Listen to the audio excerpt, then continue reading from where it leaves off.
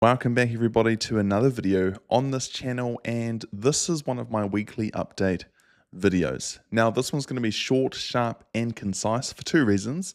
The first reason is I've had some really great feedback from viewers, subscribers. Although I'm under 100 subscribers, I still have people that do comment and message me on other platforms giving me feedback or thoughts on these videos. Now, to be honest, I've silenced out pretty much all feedback since starting this channel because these videos and these weekly update videos in particular are actually a digital documentation of my journey, mainly for myself. Last night I put YouTube on the TV and went back to the first weekly update video that I used to call the Friday 5 on this channel, and it was just amazing and significant for me as a creative business owner, seeing how I've progressed in the short 2 years since uploading the first video on this channel.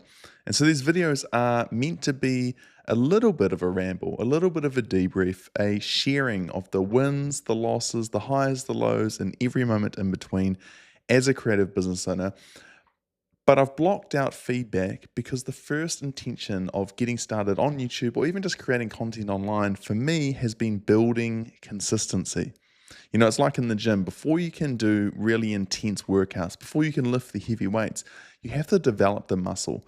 And most of the time when you're training in the gym, is you have to develop the support muscles that before you work out with machines and weights and all of these different things, they don't really exist yet. And so there's this painful process of identifying like sore parts of your body that you never even knew were there in the first place. But over time, through consistency, you build support muscle, you build core muscle, and then you're able to do, more intense things. It's just like creating content online.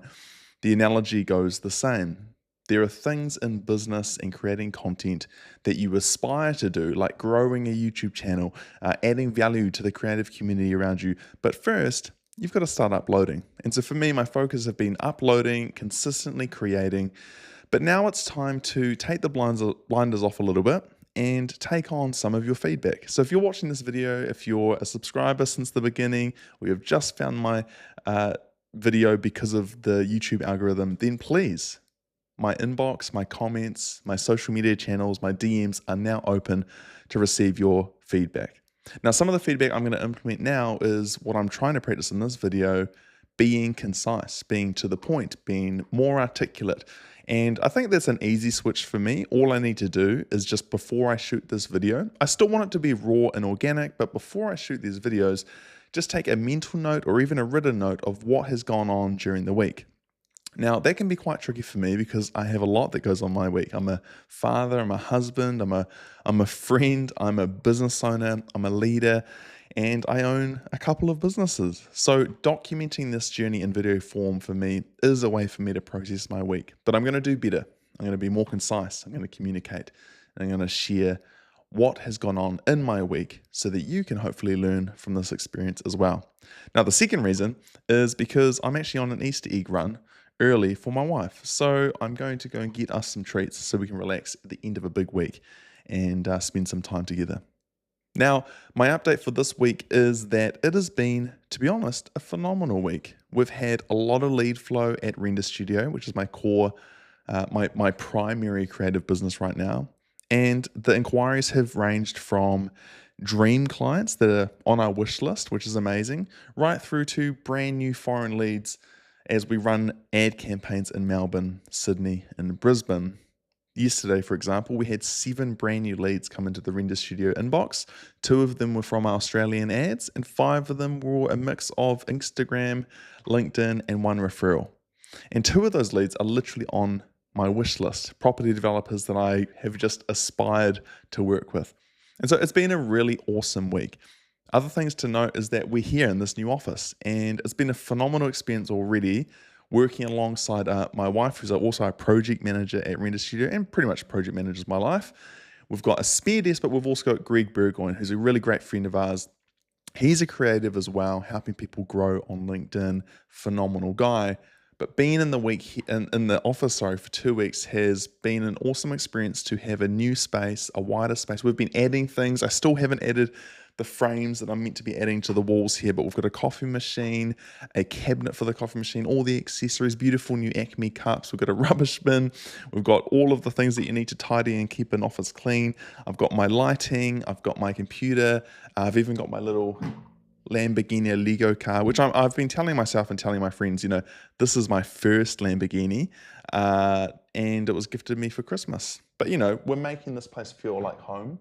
And it's been really beneficial, not only as a business owner, but also just as a human, to process with friends, to have dialogue, to have a space that I can feel safe to create, I can feel inspired to create at new heights, and also rubbing shoulders and sharing ideas with a friend has been really beneficial for me to process my thoughts and, bring a better me to the table for my business, for my team, for my family, but also to my audience. Small now, but as I embark to impact more creative people's lives and more property developers, it's been really awesome to have a soundboard, a space, and all of those things. Anyway, I'm rambling on a little bit.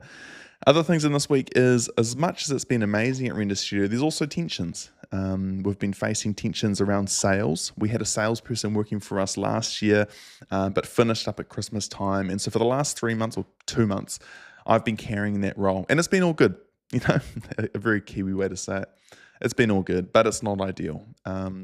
There's not much sales function at the moment, as we're selling a lot in email, selling a lot just via DMs and communicating with people in that way. The only meetings or calls that I've really done this year are with high profile customers, which is really exciting as well. So I've done a few of those this year, which is really cool. So there's not much function, but that's not to say that the sales role in the business isn't always on my mind. Now, when we had someone on team dedicated to sales, I was much more available in my headspace to focus on every other area of the business that needs my attention, like casting vision, leading team, solving big problems, and creating a funnel to attract more work. So that's something that's next on my plate, next on my focus, is to hire or put in place a system that will help us be more efficient in sales. There's a couple of changes that we've made as we've repositioned our brand at Render Studio to work with more ambitious property developers. It means that our lead pool has actually shrunk, but for good reason. It means that we can give more focus and more attention to a smaller group of people to win their business and win their favor and their pipeline for the future. And so with that, sales mechanisms do tend to change. When you've got a target market of 10,000 leads, you can go aggressive at that market and have a certain way of sales that sort of aligns to a high volume approach to then, distill it down into customers that you can convert. Now, when you're working with a smaller group of people, it's a more tailored approach, and you sort of get into more of like a BDM or, just business development growth manager approach, where it's more about building relationships within circles. And sometimes that's not directly with the customer, but it's with parties that also serve that customer. So for us wanting to work with higher profile developers, it's not just about going straight to their front door. It's about connecting with the architect, the interior designer, the agents, the people who play a significant role in a property developer's world to sort of build out a holistic sales approach. Because it's not just about sales at that level, it's about building a connection to someone's network, building a connection of value, and being seen as someone who's kind of known. Not that it's just about knowing who not that it's just about who you know, but there are certain circles where it is about who you know, and that doesn't have to be a bad thing. That just means that you switch from a conversion or transaction-based sales approach to more of a relational connection style. And so that's a big focus for me. That's bringing a bit of tension. Another thing is that Scott and I, my co-founder at Townhouses, we've got a brand new business that we're launching as well, which is a support business for townhouses, completely separate, but it is a support role. It will play a major function in managing listings on townhouses and other portals, which is really exciting.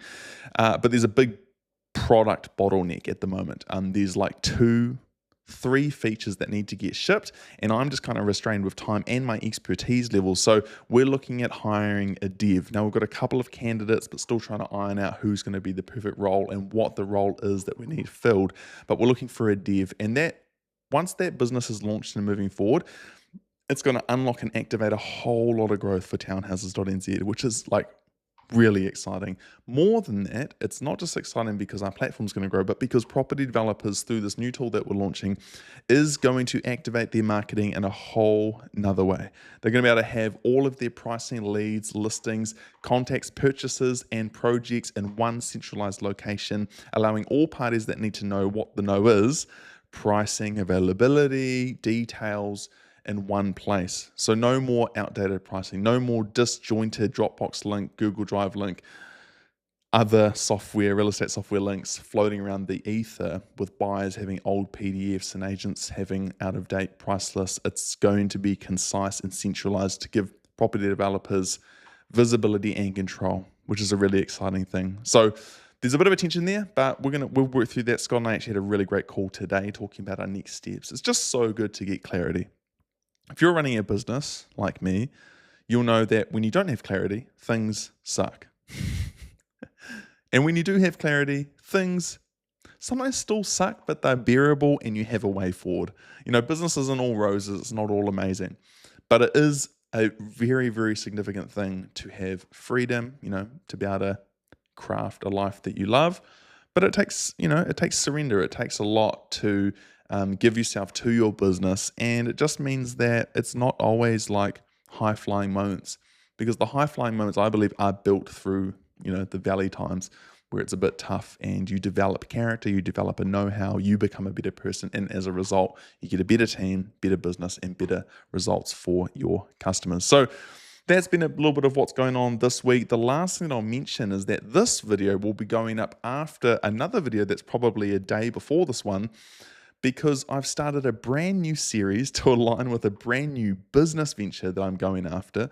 If you've been following this channel, you know that we launched a company called Vera Studio about 6 months ago. We soft launched it to the market, to our customers, to our pipeline and our network to get feedback on whether there was a need for a brand and marketing and kind of sales agency.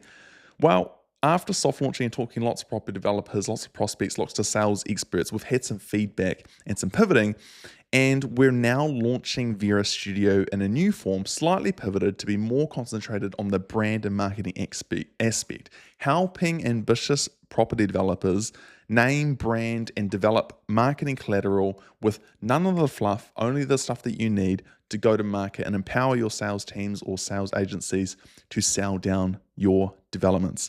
It's going to be really epic. And because it's going to be so epic, and because I'm also very passionate about helping people like you, if you're a creative business owner, if you're a freelancer founder or agency owner watching this, then you're going to love this.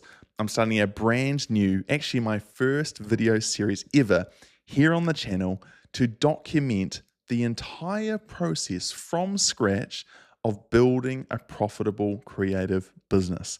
Now we're going to use Vera Studio as the case study, and we're going to follow a framework that I've developed for Render Studio that has allowed us to grow.